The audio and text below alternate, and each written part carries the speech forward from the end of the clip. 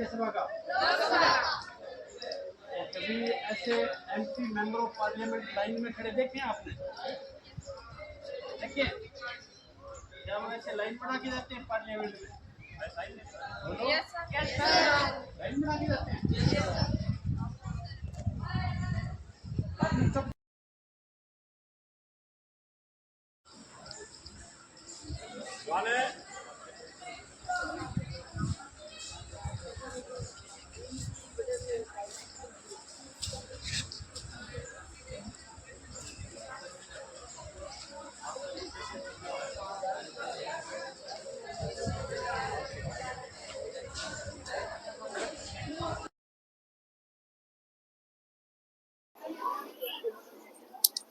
Government senior secondary school Kagdana, जिसमें आज youth parliament का प्रोग्राम है। हाँ बच्चों, तैयार हो? पक्का? कौन सी संसद के किस सदन का प्रतिनिधित्व कर रहे हो आप? लोकसभा का या राज्यसभा का? तो कभी ऐसे MP member of parliament line में खड़े देखे हैं आपने? देखे? क्या वो ऐसे लाइन बना के जाते हैं पार्लियामेंट में? बोलो, लाइन बना के जाते हैं। आपने कब देखा है अभी लाइन बना के गए हैं वो? हाँ बेटा, क्या नाम है? अनिशा। क्या रोल करोगे? रक्षा मंत्री। रक्षा मंत्री? क्या काम होता है रक्षा मंत्री का? विदेशी आक्रमणों से उनका भारत देश की बचाव करना, रक्षा करना। आप क्या रोल करोगे? सर आपदा प्रबंधन मंत्री। आपदा प्रबंधन? आपदा क्या होती है? सर मुसीबत। आपदा प्रबंधन क्या हुआ फिर? सर बाढ़ की स्थिति से बचाव करना कार्य हमारा। आपदा में क्या क्या चीजें हो सकती है? सर बाढ़ आना सर। सर यही बताएं, बाढ़ आना। बाढ़ का है? और कोई आपदा नहीं होती? सर बहुत अच्छी है। क्या नाम बेटा? भावना। भावना, क्या रोल करोगे? सर प्रसारण मंत्री, सूचना एवं प्रसारण मंत्री। सूचना व प्रसारण मंत्री। प्रसारण मंत्री।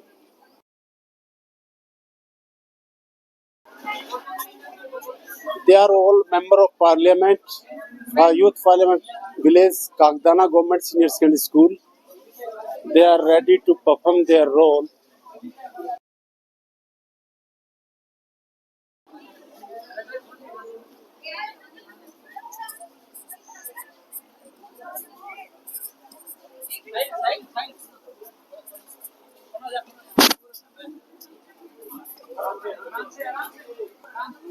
लाइन मत टूटने दो।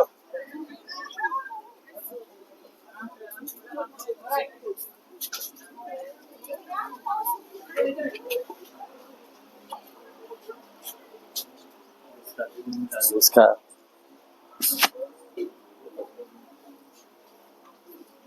आपका क्या नाम है? क्या नाम? शीतु वर्मा। अच्छा, क्या सब्जेक्ट है आपका? एसएसटी। SS, social study. हाँ जी, सोशल स्टडी। पॉलिटिकल साइंस आती है उसमें? हाँ जी। कौन सी क्लास को पढ़ा रहे हो आप? Sir 6 to 8। 6 to 8। Political science का क्या हिस्सा है उसमें? सर राजनीतिक विज्ञान, जैसे बच्चों को अपनी पूरे इसके बारे में बताना कि हाँ हमारे विधायक राष्ट्रपति कौन है, उपराष्ट्रपति कौन है, विधायक कौन है, संसद के बारे में जानकारी देना, बच्चों को पता चले कि हाँ जी। परसों चुनाव हुआ है, पता है आपको? देश में बहुत बड़ा चुनाव हुआ है उपराष्ट्रपति का। उपराष्ट्रपति कौन बने हैं? नाम नहीं जानना, नाम टेढ़ा है थोड़ा। Chandan I think CP Radha Krishna. पहले राधा कृष्ण ने पहले उपराष्ट्रपति भी हुए हैं। हाँ जी, पहले उपराष्ट्रपति राधा कृष्ण। ये दूसरे राधा कृष्ण आ गए ना। आपका क्या नाम है? सीमा गोस्वामी। सीमा गोस्वामी। किस सब्जेक्ट की आप? इकोनॉमिक्स की। आज देश की हालत कैसी है हमारी? अब तो बाढ़ की स्थिति बनी हुई है। इकोनॉमिक्स अर्थव्यवस्था में कैसे, क्या बताओगे बात की पोजीशन कैसी है? ठीक है सर, बढ़िया। बढ़िया है? पहले से ठीक लग रहा है? किस लिहाज से? सर आर्थिक विकास हो रहा है, पहले से जो प्रति व्यक्ति आई है वो भी बढ़ी है। अच्छा। और हमारा देश बहुत चीजों में पहले से तरक्की कर रहा है। हाँ जी। तो अभी जो सरकार, ये अमेरिका और जो भारत का जो समस्या चल रही है, हाँ जी, इसमें आप क्या समझते हो? इसमें वो उन्होंने वो टैरिफ जो है वो बढ़ाए है अमेरिका ने पहले से ज्यादा, तो उससे व्यापार पे जो है वो असर पड़ेगा, पहले से कम अमेरिका के चीजें टैरिफ का कितना असर पड़ेगा हमारी अर्थव्यवस्था पर?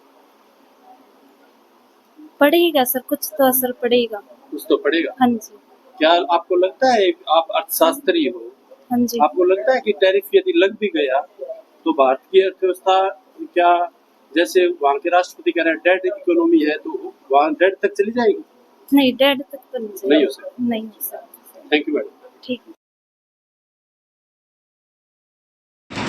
माननीय सभासदों, इस बिल पर काफी लंबी चर्चा हो चुकी है। अब इस पर मतदान करवाया जाएगा। महासचिव जी, मतदान की प्रक्रिया शुरू की जाए। जी अध्यक्ष महोदया, मतदान की प्रक्रिया शुरू कर दी गई है। महासचिव जी, मतदान की रिपोर्ट प्रस्तुत की जाए।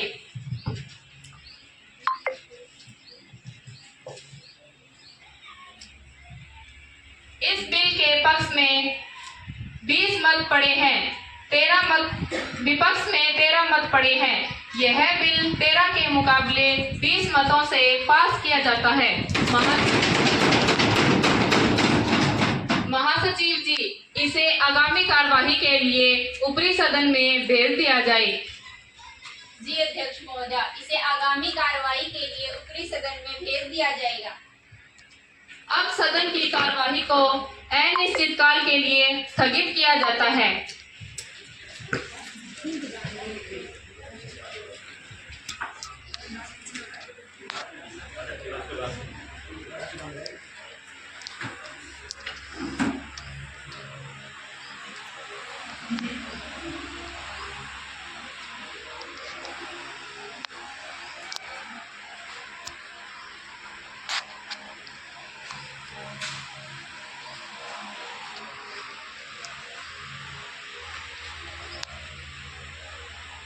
जनगण मन अधिनायक जय हे भारत भाग्य विधाता।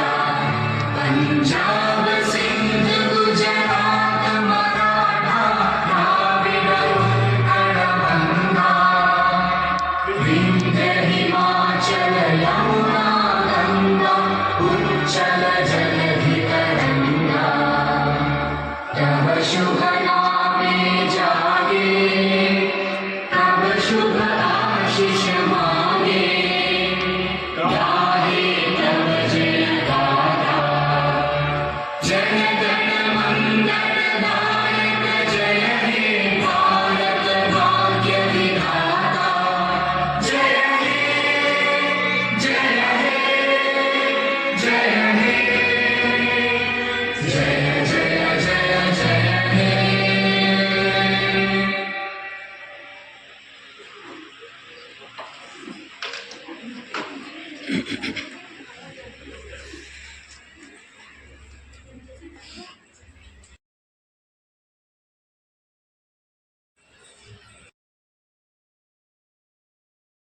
महोदय, मैं आप और सदन के नेता द्वारा दी गई श्रद्धांजलि में अपने आप को शामिल करते हुए कहता हूँ कि श्री रतन टाटा एक प्रखर प्रवक्ता, दृढ़ इच्छा शक्ति, सच्ची राह पर चलने वाले कर्मठ, नेक दिल व राष्ट्रभगत थे। भारतीय समाज ने एक ऐसे उद्योगपति खो दिया है जिनकी कमी भारतीय समाज में हमेशा चलती रहेगी। मैं समूचे विपक्ष की ओर से उन्हें भावभीनी श्रद्धांजलि अर्पित करता हूँ। माननीय अध्यक्ष महोदया, मैं पहलगाम में हुई घटना और अहमदाबाद में हुई हवाई जहाज दुर्घटना पर भी अपनी संवेदना व्यक्त करता हूँ और इस दुख की घड़ी में इस घटना से संबंधित परिवारजनों के साथ खड़ा हूँ। माननीय सभासदों, सभा 2 मिनट के लिए मौन रहेगी।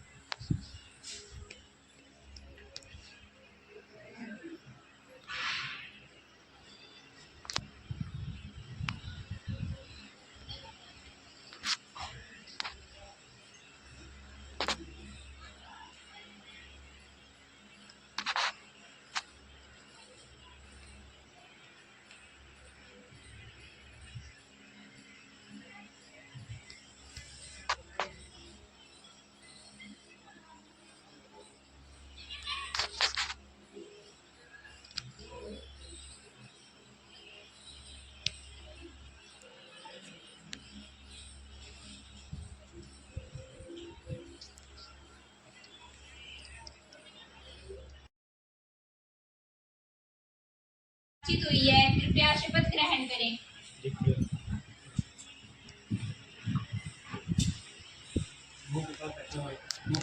महोदय, आप शपथ ग्रहण करेंगे या प्रतिज्ञान? महोदय, मैं शपथ ग्रहण करूंगी। आप कौन सी भाषा में शपथ लेंगे? हिंदी भाषा में।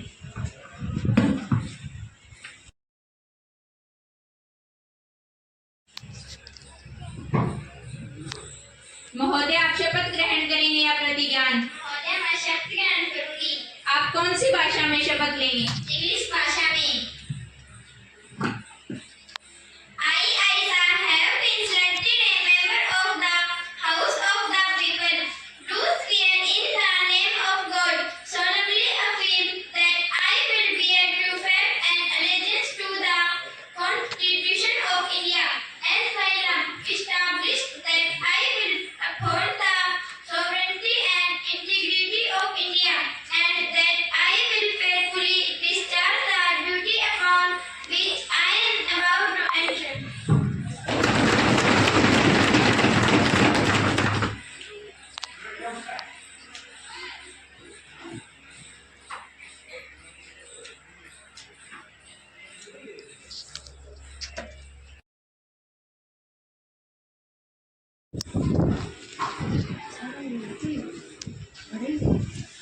क्योंकि जो सिरसा लोकसभा की सदस्य निर्वाचित हुई हूँ, ईश्वर की शपथ लेती हूँ कि मैं विधि द्वारा स्थापित संविधान के प्रति सच्ची श्रद्धा और निष्ठा रखूंगी और मैं भारत की प्रभुता और अखंडता को अक्षुण्ण रखूंगी तथा जिस पद को मैं ग्रहण करने वाली हूँ उसके कर्तव्यों का श्रद्धापूर्वक निर्वहन करूंगी।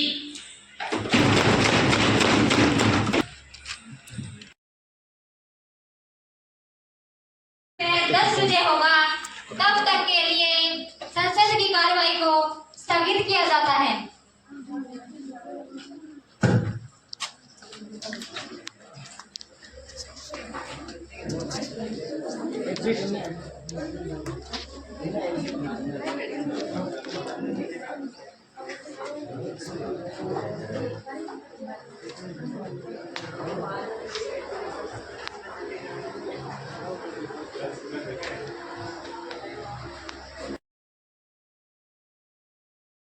नियम 2025 को पुनः स्थापित करने की अनुमति चाहती हूँ।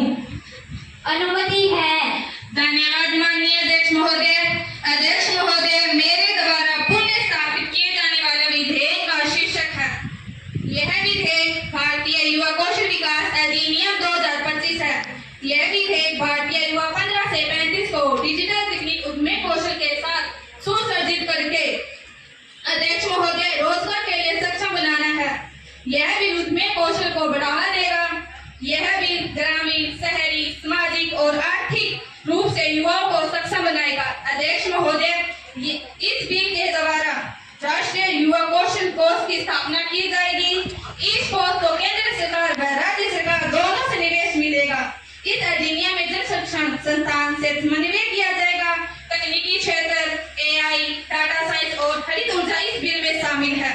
इस बिल में युवाओं की शिक्षण क्षमता को बढ़ाने का भी प्रबंधन किया गया है। इस बिल में ग्रामीण, अनुसूचित जाति, जनजाति, युवा व्यक्तियों को प्राथमिकता दी जाएगी। इस बिल में सभी योजनाएं 50 वंचित वर्गों के लिए आरक्षित है। केंद्रीय सरकार 70 अनुपात व राज्य सरकार 30 अनुपात पर धनराशि जारी करेगी। इस प्रकार यह बिल युवा कौशल का विकास करेगा, उनको रोजगार प्रदान करके युवा को आत्मनिर्भर बनाएगी। धन्यवाद।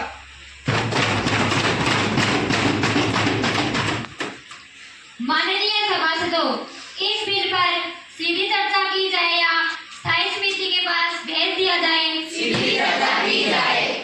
माननीय सभासदों, इस बिल पर सीधी चर्चा की अनुमति दी जाती है।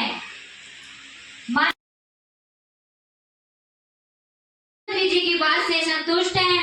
जी महोदय, मैं मंत्री जी के उत्तर से संतुष्ट हूँ। महासचिव जी, विशेषाधिकार हनन मामला विशेषाधिकार समिति के पास भेज दिया जाए। जी अध्यक्ष महोदय, विशेषाधिकार हनन मामला विशेषाधिकार समिति को भेज दिया जाएगा।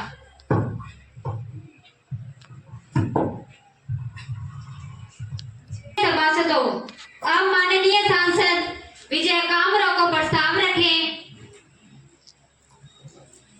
माननीय अध्यक्ष महोदय, मैं इस देश में हुए अहमदाबाद विमान हादसा जिसमें 240 लोगों की मौत हो गई, जो कि देश के नागरिकों का सुरक्षा का बहुत ही गंभीर मुद्दा बनता है, मैं इस मुद्दे पर चर्चा करने के लिए चाहता हूं कि संसद की कार्रवाई को रोक दिया जाए। विपक्षी सदस्य काम रोको प्रस्ताव पर चर्चा चाहते हैं। जो सदस्य इसके पक्ष में है वह हाँ कहे। महासचिव जी, हाँ कहने वालों की गिनती की जाए।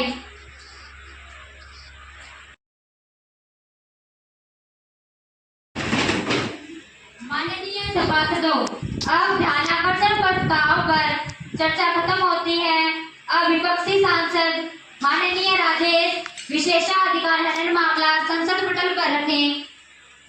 माननीय अध्यक्ष महोदय, आज सुबह मैं संसद की कार्यवाही में भाग लेने के लिए संसद भवन में आ रहा था, तब परियल चौक पर पुलिस ने मेरी गाड़ी को रोक लिया, जबकि मेरी गाड़ी पर VIP का लेबल भी लगा था। मैंने उनको अपना पहचान पत्र भी दिखाया, लेकिन उन्होंने मुझे बिना किसी कारण 2 घंटे तक रोके रखा।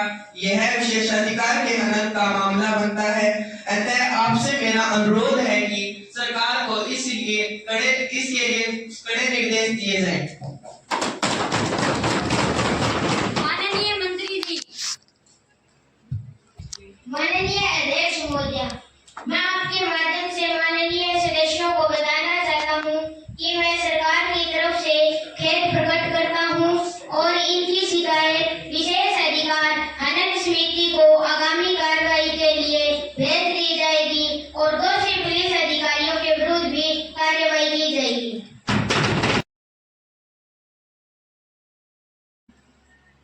धन्यवाद अध्यक्ष जी। मैं आपकी अनुमति से आज के संसदीय कार्य के सूची के क्रम संख्या 3 पर अंकित दस्तावेज जो डॉक्टर विजय कुमार के नाम से उल्लेखित है, आपकी अनुमति से संसद के पटल पर रखता हूं। माननीय सदस्य कुमार लक्ष्य। अध्यक्ष महोदय जी, आपने मुझे बोलने का अवसर दिया, इसलिए मैं आपका धन्यवाद करना चाहता हूं। मैं आपकी अनुमति से आज की संसदीय कार्यवाही सूची क्रम संख्या 3 पर अंकित दस्तावेज जो लक्ष्य कुमार के नाम से अंकित है, आपकी पटल पर रखता हूं। माननीय सभासदों, आप 24 कुमारी आरजू।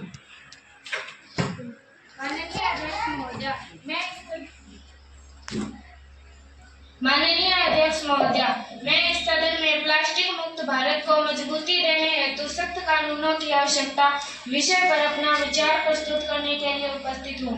हमारे देश में हर दिन लाखों टन प्लास्टिक कचरा उत्पन्न हो रहा है, जो केवल पर्यावरण को ही नहीं बल्कि जल स्रोतों को भी जहरीला बना रहा है। प्लास्टिक न तो जल्दी सड़ता है और न ही जल्दी मिट्टी में घुलता है। इससे नदियां, समुद्र, जमीन और हवा सब प्रभावित हो रहे हैं। भारत सरकार ने प्लास्टिक मुक्त अभियान की शुरुआत की, जो सराहनीय कदम है, लेकिन क्या यह जागरूकता से सफल हो पाएगा? सरकार ने इस विषय पर क्या कदम उठाए हैं? माननीय मंत्री जी। माननीय अध्यक्ष महोदय, माननीय सदस्य द्वारा बताई गई समस्या आज के दिन की एक प्रमुख समस्या है और मैं और हमारी सरकार पर्यावरण संरक्षण के पक्ष में है।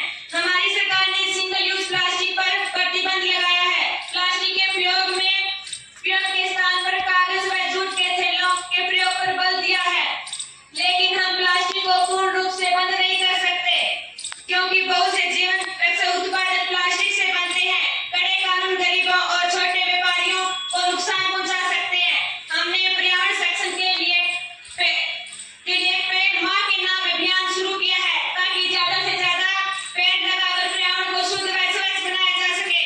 इसलिए मेरा मानना है कि प्लास्टिक मुक्त भारत एक आदर्श लक्ष्य है, लेकिन इसे व्यवहारिक, सामाजिक, आर्थिक, जमीनी स्थाइयों के अनुरूप किया जाना चाहिए, न कि केवल कठोर दंडों और आदेशों से।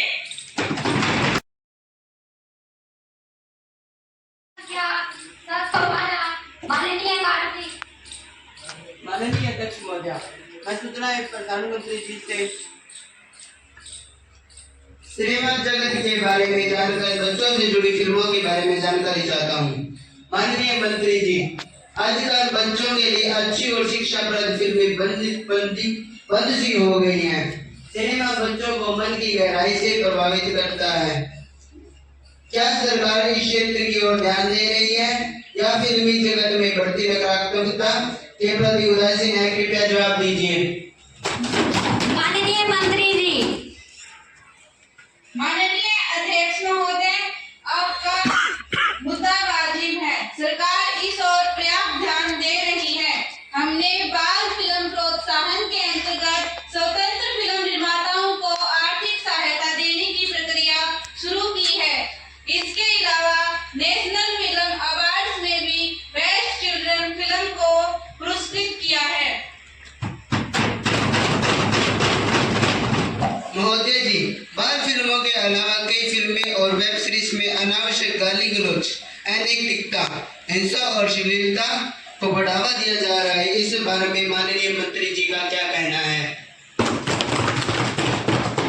माननीय अध्यक्ष महोदय, माननीय सांसद द्वारा उठाया गया प्रश्न गंभीर और महत्वपूर्ण है। इस मुद्दे के प्रति सरकार पूरी सजग है।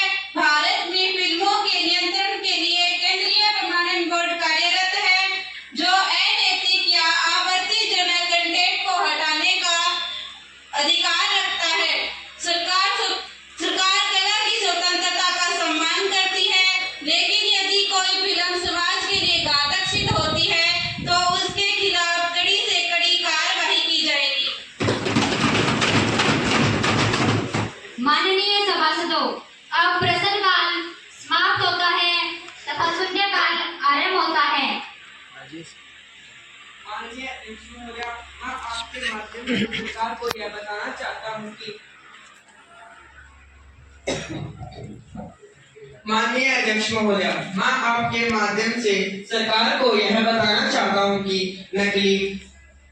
हरियाणा, पंजाब व राजस्थान के कुछ हिस्सों में सिंथेटिक नशे का प्रकोप बढ़ता ही जा रहा है।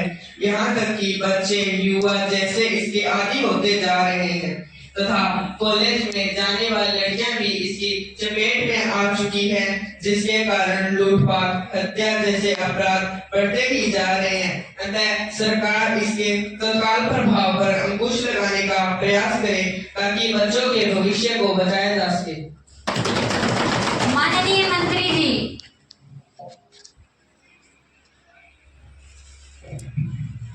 माननीय अध्यक्ष महोदय, मैं आपके माध्यम से माननीय सदस्यों को बताना चाहता हूँ कि हमने नशे की प्रवृत्ति को रोकने के लिए कड़े कानून बनाए हैं और इसके साथ साथ जो लोग नशे में लिप्त हैं और जो नशा बेचते हैं उनके साथ सख्ती से निपटारा किया जा रहा है और हमने जागरूकता अभियान भी चलाए हैं और हरियाणा राज्य में नशे की प्रवृत्ति को रोकने के लिए साइक्लोथॉन का आयोजन हमारे मुख्यमंत्री जी के नेतृत्व में किया गया है और स्कूलों में जागरूकता वाले प्रोग्राम भी चलाए जा रहे हैं।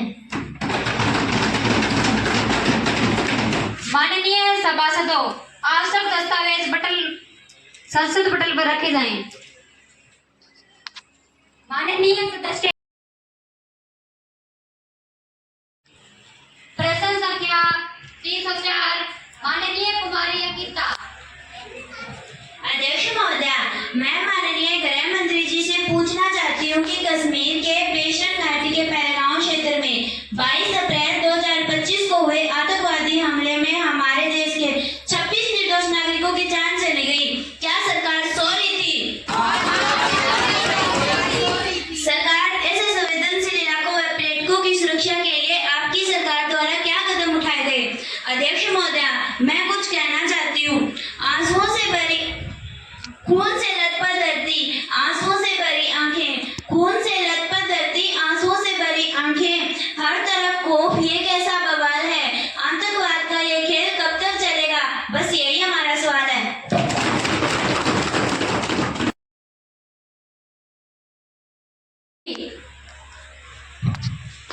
माननीय अध्यक्ष महोदय, मैं आपके माध्यम से माननीय सदस्यों को संबंधित मुद्दे पर बताना चाहता हूं कि हमारे पड़ोसी मुल्क द्वारा प्रायोजित आतंकवादी घटनाओं को बिल्कुल बर्दाश्त नहीं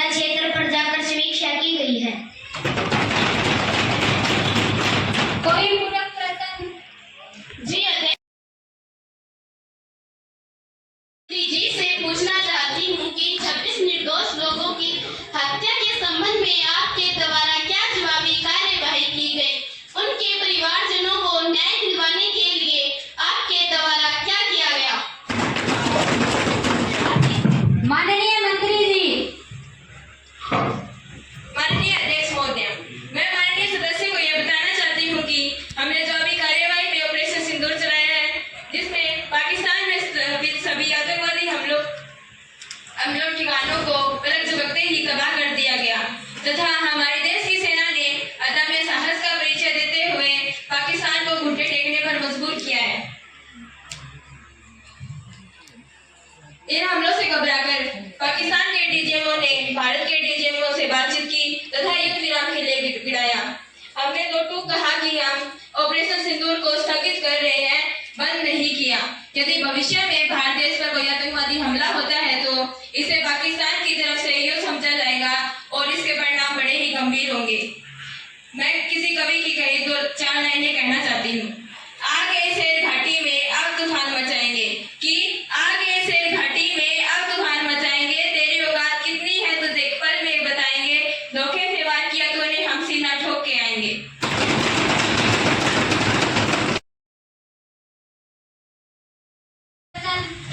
माननीय अध्यक्ष महोदय, माना कि इसके लिए कोई विशेष कारण जिम्मेवार नहीं है, परंतु फिर भी मैं सत्तारूढ़ सरकार से पूछना चाहती हूँ कि इस बीमारी की रोकथाम के लिए सरकार ने क्या कदम उठाए हैं।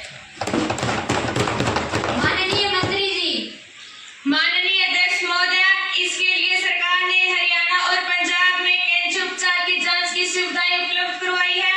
PGI, MER, Chandigarh Rajiv Gandhi cancer अस्पताल, रोहतक टाटा मेमोरियल की सहायता से सरकारी केंद्र, राज्य सरकार टाटा, इसके अतिरिक्त भारत की आयुष्मान योजना और कैंसर नियंत्रण कार्यक्रम के अंतर्गत प्राथमिक से लेकर तृतीय स्तर की जांच की सुविधाएं उपलब्ध करवाई जाती है। सरकार के राष्ट्रीय कीटनाशक नियमन प्राधिकरण की स्थापना, स्वच्छ जल योजना, जैविक खेती को बढ़ावा देने योजनाओं के माध्यम से ऐसे जोखिम कारकों को नियंत्रण करने हेतु कदम उठाए हैं। 274 माननीय कुमारी प्रियंका।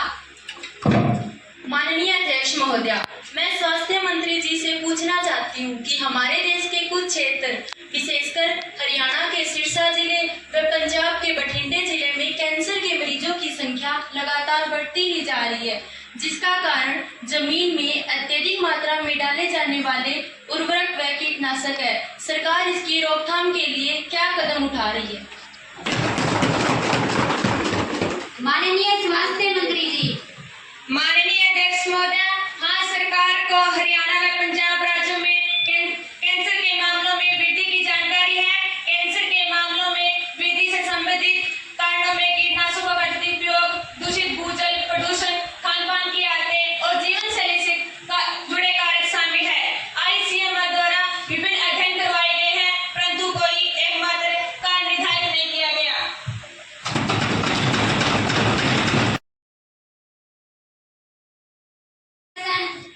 माननीय अध्यक्ष जी, क्या प्रभावित परिवारों को राहत और मुआवजा प्रदान किया गया व सरकार द्वारा अब तक कितनी राशि जारी की गई। माननीय मंत्री जी। अध्यक्ष महोदय, मैं आपको बताना चाहती हूँ कि सरकार ने इसके लिए प्रभावित परिवार राज्य आपदा मोचन कोष के अंतर्गत तत्कालीन राहत प्रदान करते हुए अब तक कुल 1300 करोड़ रुपए राहत के रूप में जारी कर दिए हैं। प्रश्न संख्या 274 माननीय कुमारी प्रियंका। माननीय अध्यक्ष महोदय, मैं माननीय विजय। माननीय अध्यक्ष महोदय, मैं कृषि मंत्री जी से पूछना चाहता हूँ कि आजकल हरियाणा और राजस्थान के कई क्षेत्रों में नकली बीज व खाद की दवाइयाँ बनाई जा रही है। यह बहुत ही एक संवेदनशील मुद्दा है, तो मैं सरकार से यह पूछना चाहता हूँ कि सरकार ने इस बारे में क्या कदम उठाए हैं। माननीय कृषि मंत्री जी। माननीय अध्यक्ष महोदय, मैं सदन को बताना चाहता हूं कि इस विषय पर सरकार ने अध्यक्ष महोदय, मैं सदन को बताना चाहता हूं कि राजस्थान और हरियाणा के कई क्षेत्रों में इस प्रकार की समस्या हमारे संज्ञान में आई है। इसके लिए हमने देश में हो रही नकली खाद व बीज बनाए जाने वाले पर पुलिस व संबंधित विभाग के अधिकारी जगह जगह पर छापेमारी कर रही है और जो भी दोषी पाया जाता है उन पर कड़ी कार्रवाई की जा रही है।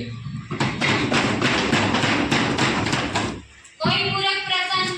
जी महोदय, माननीय अध्यक्ष महोदय, मैं आपके माध्यम से माननीय कृषि मंत्री जी से यह पूछना चाहता हूं कि नकली खाद व बीज एक बहुत ही संवेदनशील मुद्दा है। भविष्य में इस प्रकार की घटनाएं ना हो, सरकार ने इसके लिए क्या विशेष कदम उठाए हैं? माननीय मंत्री जी। अध्यक्ष महोदय, मैं सदन को बताना चाहता हूं कि इस विषय पर सरकार ने विशेष कड़े कदम उठाए हैं। हमने इसके लिए देश में लगभग 74 कीटनाशक टेस्टिंग लैब व 83 उर्वरक गुणवत्ता नियंत्रण लैब व 126 बीज परीक्षण लैब स्थापित किए हैं। बीज में ट्रेसिंगबिलिटी बारकोडिंग की जाएगी ताकि स्रोत में किसान तक ट्रैकिंग हो सके। नकली खाद बीज बनाने वाले पर सिर्फ जुर्माना ही नहीं बल्कि दंडात्मक कड़ी कार्रवाई की जाएगी। इसके लिए एक नया कानून भी बनाया जाएगा। प्रश्न संख्या 206, माननीय आलिम। आपदा प्रबंधन मंत्री से पूछना चाहता हूँ कि हाल ही में मानसून का मौसम चल रहा है। इस स्थिति में भारत के अलग अलग क्षेत्रों में जैसे हिमाचल प्रदेश, उत्तर प्रदेश, बिहार व पंजाब, हरियाणा के क्षेत्रों में बाढ़ की गंभीर स्थिति बनी हुई है। इस बाढ़ की गंभीर स्थिति के कारण जान माल का नुकसान हुआ है। सरकार ने क्या कदम उठाए? किसी कवि ने क्या खूब कहा है, सहमी हुई है झोपड़ी बारिश के खौफ से, सहमी हुई है झोपड़ी बारिश के खौफ से, बहनों की आरज़ू है कि बारिश तेज हो। माननीय आपदा मंत्री जी। अध्यक्ष महोदय, मैं आपको बताना चाहती हूँ कि बाढ़ की स्थिति से बचाव के लिए हमने पहले से ही पुख्ता इंतजाम कर रखे हैं। जैसे नदी के तटों को मजबूत किया है, विशेष नौकाओं का प्रबंधन किया है। किसी भी स्थिति से बचने के लिए हमारी एनडीआरएफ की टीम हमेशा अलर्ट मोड पर रहती है। बल्कि इन राज्यों की राहत व बचाव के लिए संबंधित राज्य के मुख्यमंत्रियों को विशेष राहत पैकेज भी उपलब्ध करवाए गए हैं। अधिकारी को किसी भी स्थिति से बचने के लिए कड़े निर्देश दिए गए हैं। मैं स्वयं राज्य के मुख्यमंत्रियों के संपर्क में हूँ तथा प्रभावित राज्यों को हर संभव सहायता प्रदान की जाएगी।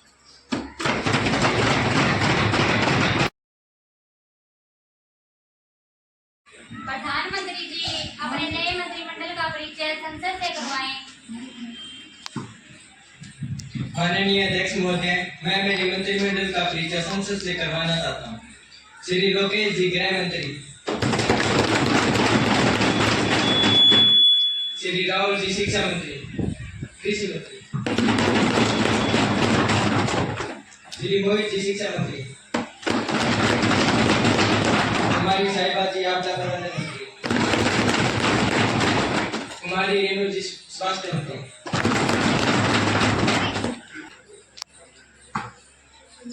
माननीय सभासदों, हमारे देश के सबसे बड़े उद्योगपति श्री रतन टाटा 86 वर्ष की उम्र में हमारे बीच नहीं रहे। यह एक अपूरणीय स्थिति है।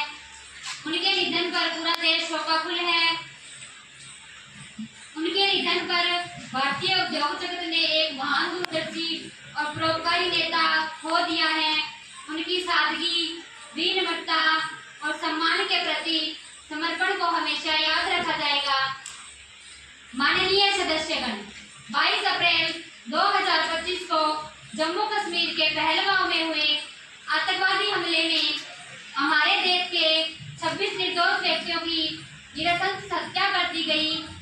आतंकवाद की इस घटना ने पूरे देश को ही नहीं बल्कि पूरे विश्व की चेतना को आघात पहुंचाया है। सभा मृतकों के प्रति गहरा शोक प्रकट करती है।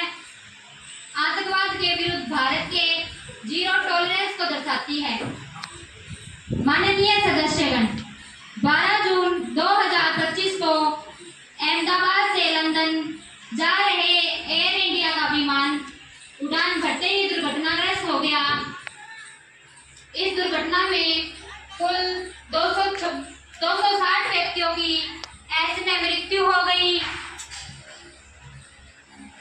इस दुर्घटना में गुजरात के पूर्व मुख्यमंत्री यह सभा इस दुर्घटना के प्रति अपनी संवेदना व्यक्त करती है। माननीय सदस्यगण, देश में प्राकृतिक आपदाओं में मारे गए लोगों के प्रति यह सभा गहरा दुख प्रकट करती है। माननीय अध्यक्ष महोदय, श्री रतन टाटा जी एक पुरुष न होकर अपने आप में एक संस्था थे। वे स्पष्टवादी वक्ता, मार्क्सवादी विचारधारा व मधुरभाषी और सबके चहेते थे। मैं व्यक्तिगत रूप से उनके निधन पर दुखी हूँ तथा समूचे राष्ट्र की ओर से उन्हें भावभीनी श्रद्धांजलि अर्पित करता हूँ। अध्यक्ष महोदय, मैं 22 अप्रैल 2025 को 26 निर्दोष लोगों की हत्या व अहमदाबाद विमान हादसे में मारे गए लोगों के प्रति अपनी संवेदना व्यक्त करता हूँ।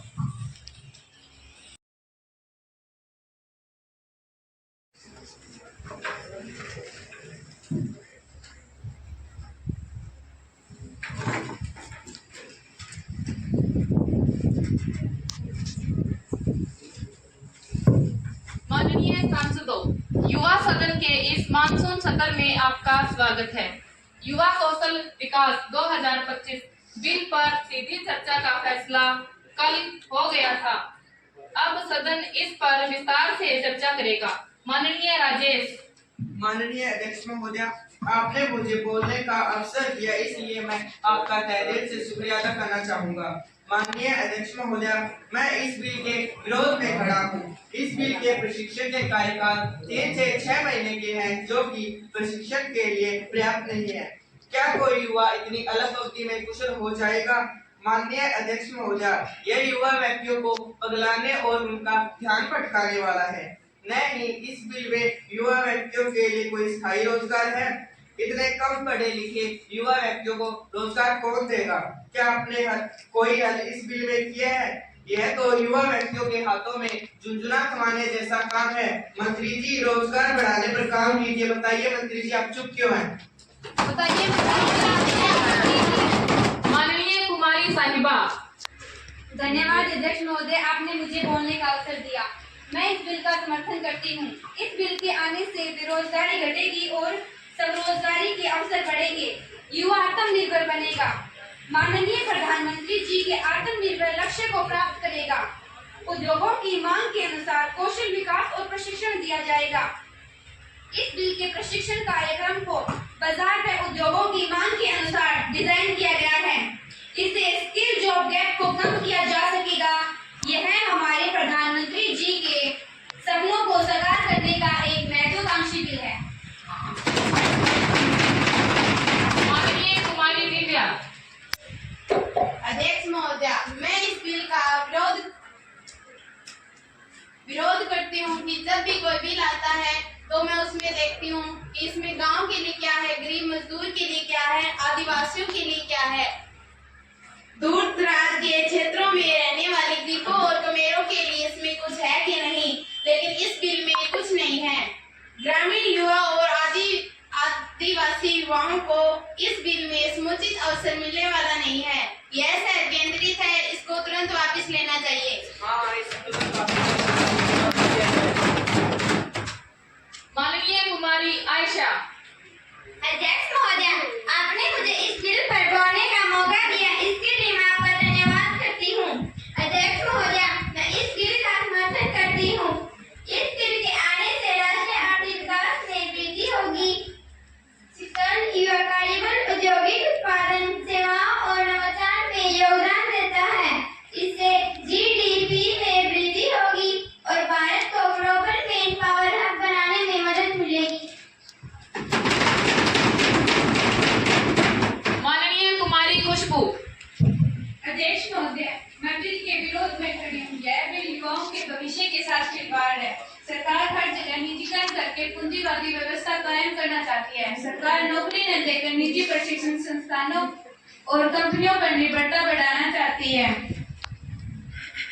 इस बिल से सरकारी संस्थानों की उपेक्षा होगी, प्रशिक्षण की गुणवत्ता में गिरावट आ सकती है। यह बिल गरीबों का विरोधी है।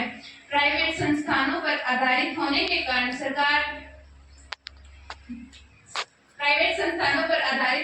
कारण प्रशिक्षण गरीबों व वंचितों के लिए महंगा होगा। किसी ने क्या खूब कहा है, अजीब मिठास है उस गरीब के खून में जिसे जिसे भी मौका मिलता है वह पीता जरूर है। अध्यक्ष महोदय, मैं इसलिए इस बिल का विरोध करती हूँ।